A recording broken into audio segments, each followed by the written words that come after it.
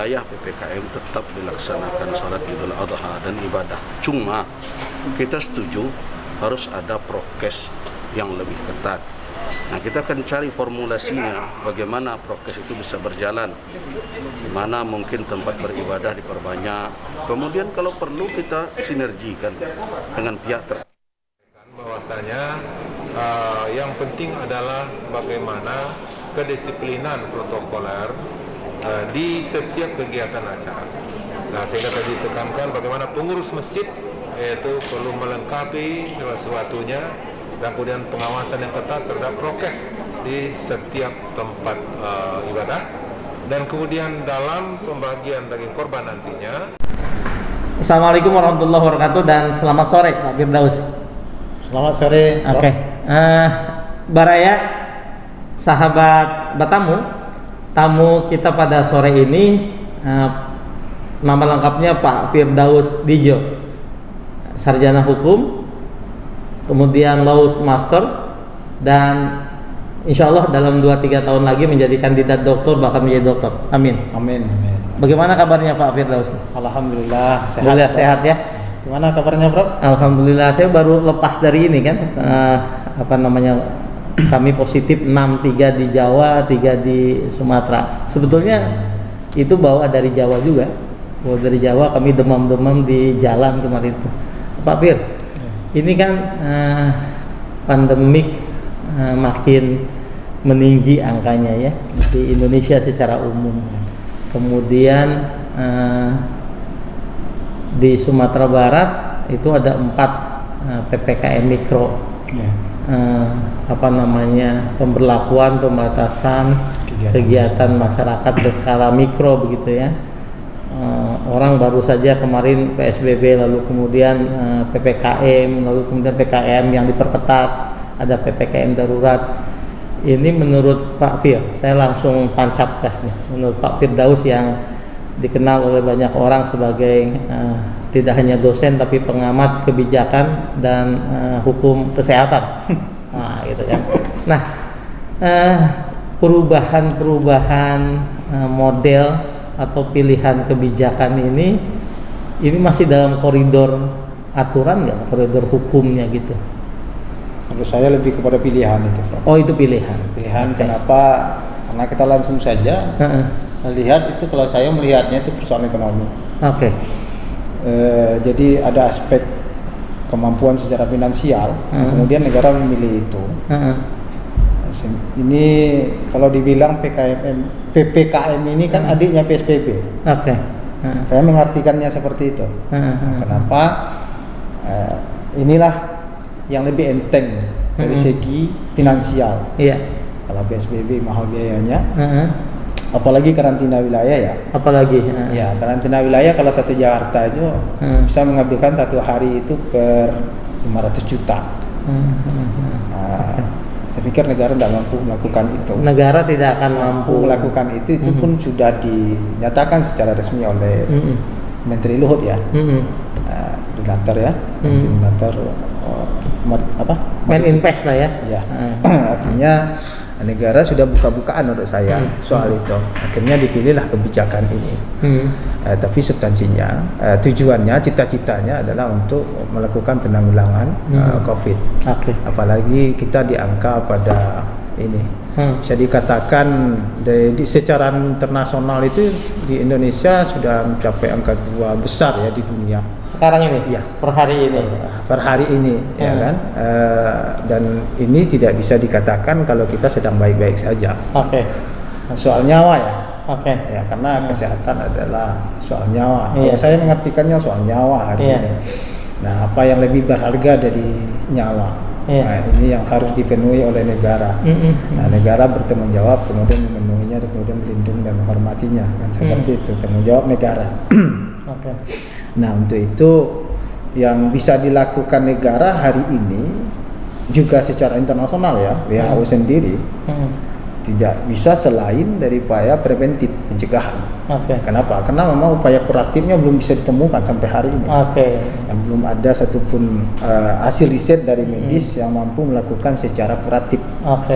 Artinya penyakit ini belum pandemi, dia masih berstatus pandemik, belum bisa diselesaikan secara kuratif pengobatan karena obatnya belum bisa ditemukan. Dan kemudian hanya bisa ditemukan baru sekedar upaya bagaimana pencegahan pandemik yang masif terutama di negara kita. Ini bisa dikatakan kepada ini gelombang keberapa ini negara kita ini. Kalau kita tidak hati-hati, ya banyak hal yang mengatakan boleh jadi lebih parah dari ini. India. Ya, bisa jadi seperti itu. Tapi kita kan tidak menginginkannya seperti itu. Kita tidak sanggup membayangkan hal yang seperti itu ya, Prof. Membayangkan seperti itu. Ya, apalagi Delta, macam-macam namanya varian-varian itu. Sedangkan upaya preventif yang ada itu kan vaksin. Vaksin ini banyak masalah. Masalahnya itu adalah upaya salah dari implementasinya. Pertama karena masyarakat belum melek imunisasi. Jangankan hal yang begitu, ya kan, untuk campak saja yang sudah puluhan tahun kita lakukan, polio sudah puluhan tahun kita lakukan. Itu pemikiran tradisional menjadi salah satu tantangan dalam upaya imunisasi ini, ya kan. Kalau tujuannya sama-sama orang tahu, kalau itu adalah memperkuat imun kita untuk menangkis serangan itu, dan itu bukan salah satu-satunya jalan. Ya. Tetap ada risikonya. Kenapa? Karena memang tidak ada yang tidak berisiko dalam sebuah tindakan medis. Ini yang harus diberitahu dan wajib diberitahu, dan ini adalah hak pasien kan begitu. Dan kemudian apakah vaksin yang ada itu mampu menjawab varian-varian baru yang muncul di kemudian ini? Ini tantangannya. Tantangannya, buktinya ada orang yang 2 kali divaksin justru kena. Kalau Prof sendiri baru satu kali kena, itu langsung positif. Positif.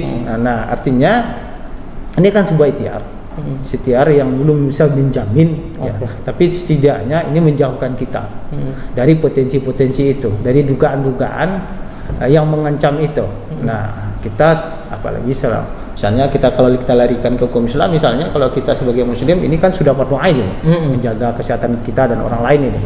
Dan kemudian itu Prof juga, cuman sayangnya gini, pemerintah belum punya data, ya.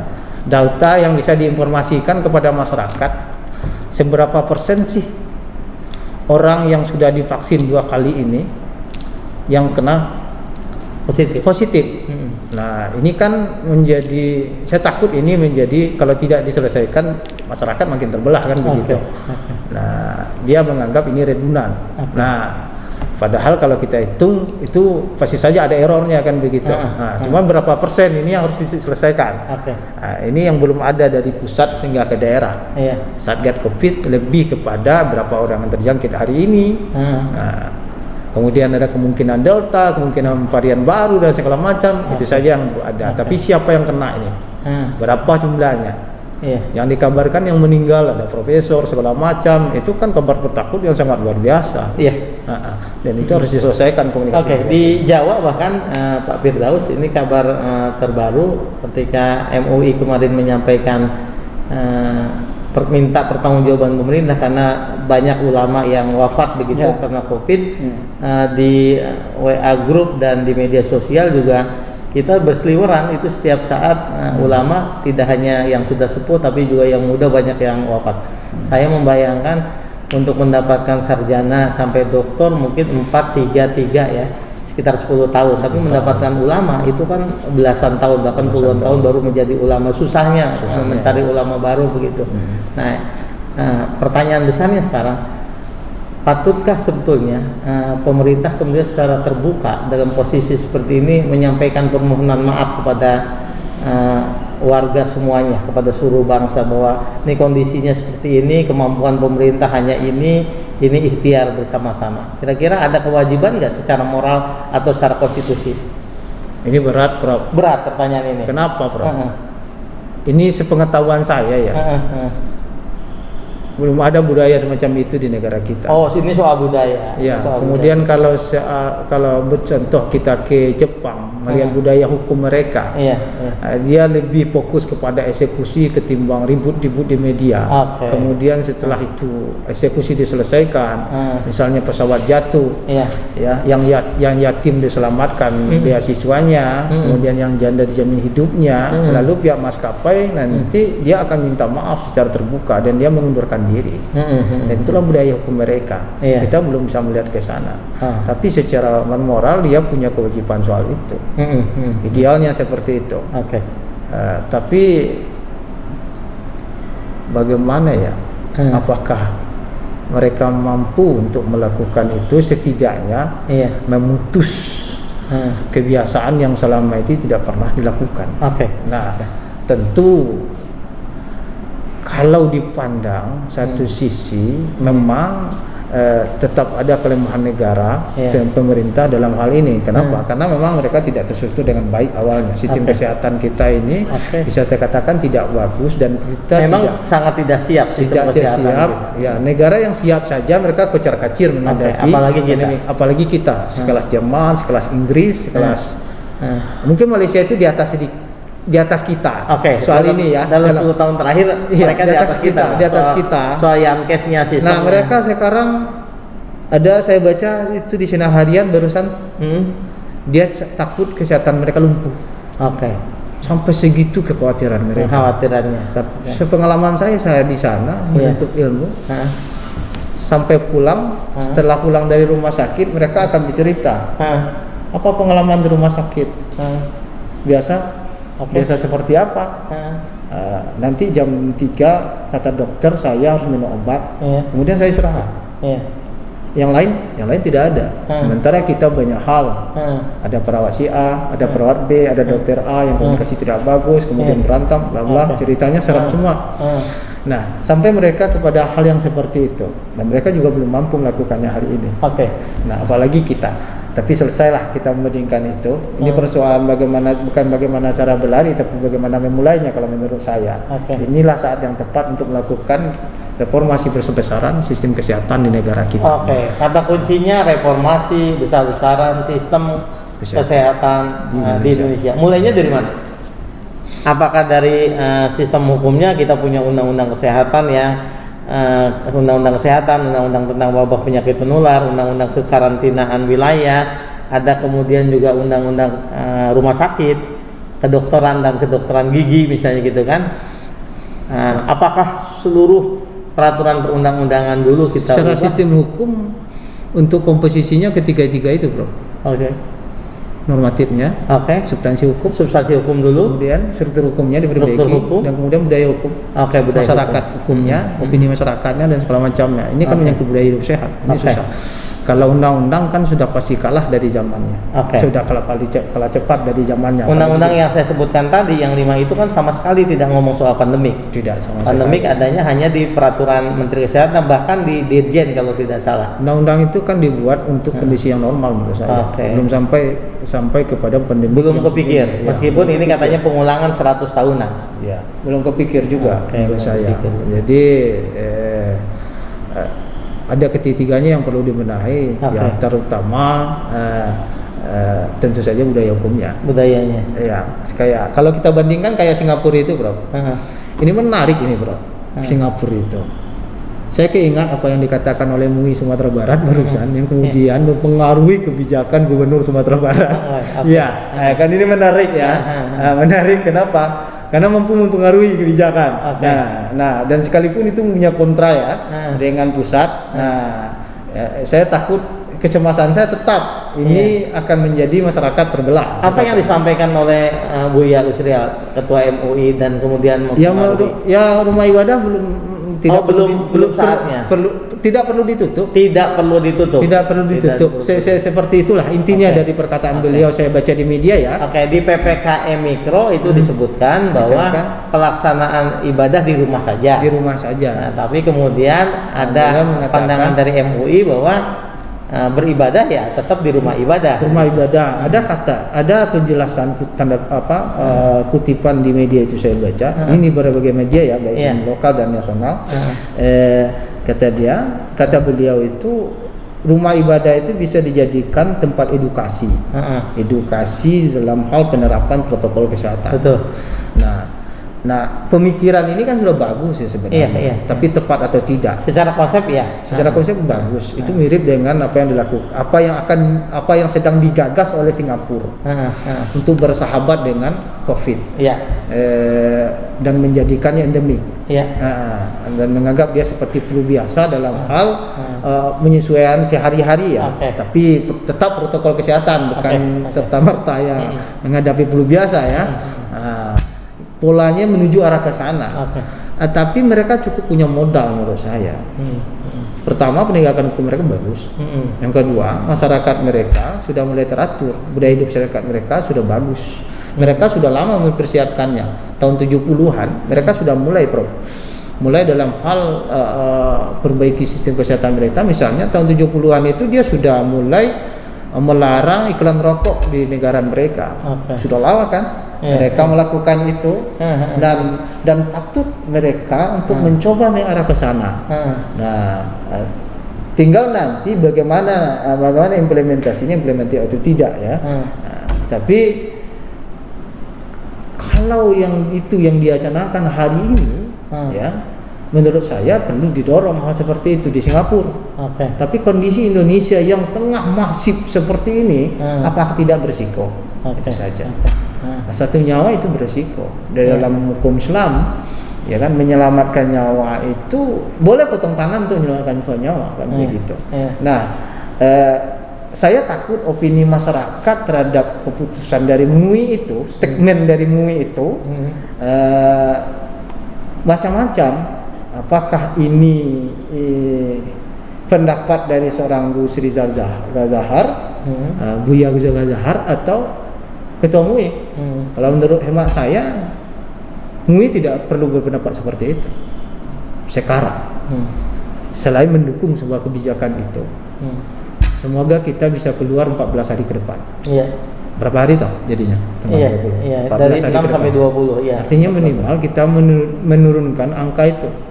Jangkitan kita di Sumatera Barat itu mencapai angka 700 per hari ini. Iya, rata-ratanya 500 sampai 600, 700 kemarin, sekarang sudah turun lagi ke 600. Catat itu yang diperiksa.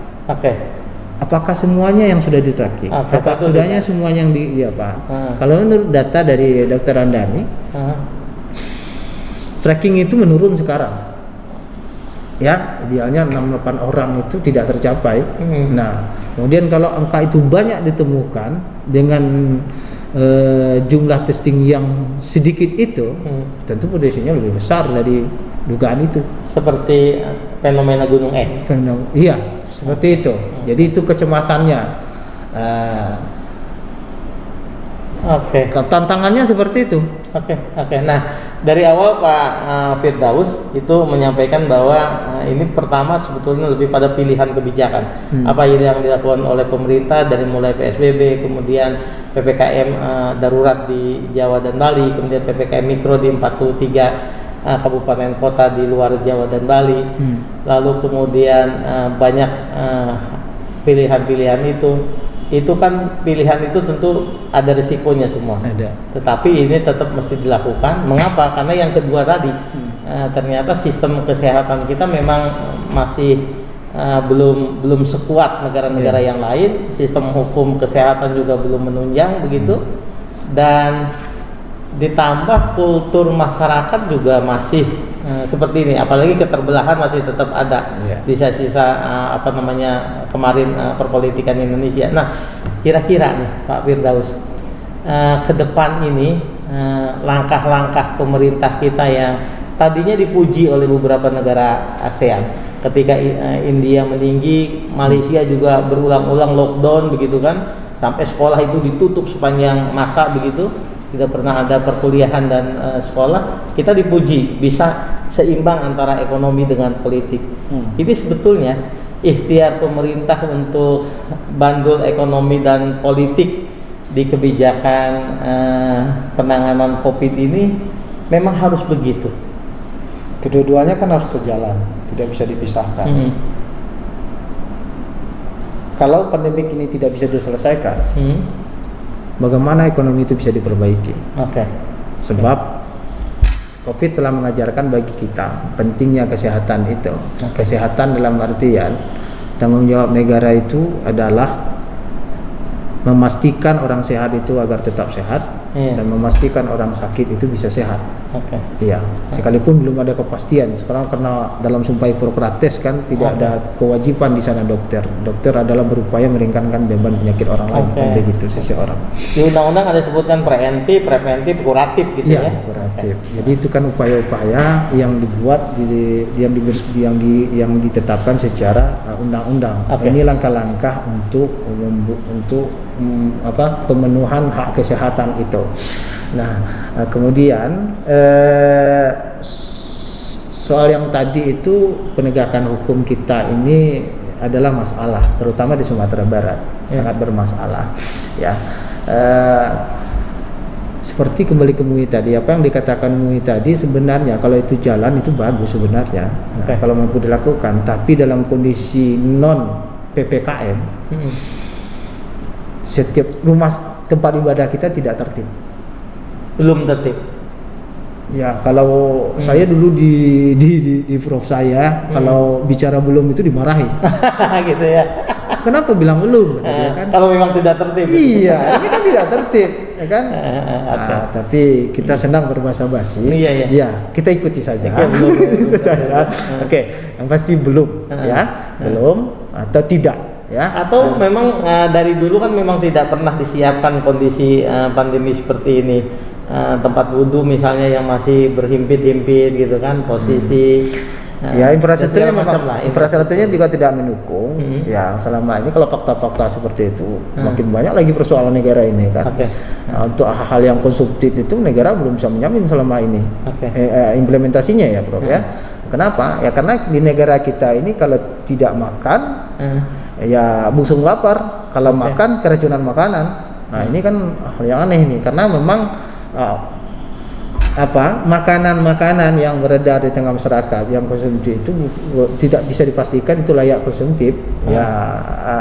Seperti merek dagang dan segala macam, dan kemudian terjadi persoalan nanti baru BPOM turun dan segala macam. Ini kan kelemahan-kelemahan yang kita punya selama ini tidak bisa dipastikan. Makanya daya saing dari produk kita itu kan juga dikhawatirkan dari beberapa negara, sehingga sulitnya kita melakukan ekspor itu. Nah, ini kan dampaknya seperti itu, dan itu bisa dilihat ya kan. Kayak minyak goreng itu kan, minyak goreng yang murah itu kan itu hasil sisa-sisa olahan dari di pabrik-pabrik itu kan. Nah, kemudian dia kantongnya polos. Nah, itu kan punya potensi disusupi oleh oknum-oknum di luar yang bentuknya sama tapi merek tetap nggak ada. Tapi kan kayak di Malaysia itu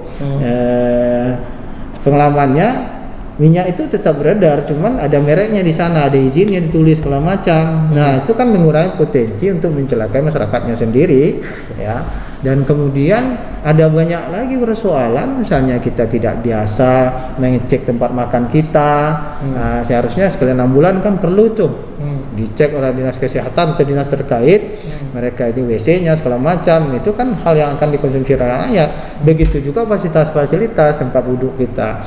Ya, kayaknya dalam pembangunan fisik itu kita tidak memikirkan bahwa akan ada alam ini kan mutaghayyir ini kan hadis kan begitu. Alam itu kan berubah itu kan selalu baru. Jadi hal yang progresif seperti ini kan penting adanya di pembangunan. Ketika membangun maksud saya. Kemudian belum lagi nanti persoalan kita di lapangan tentang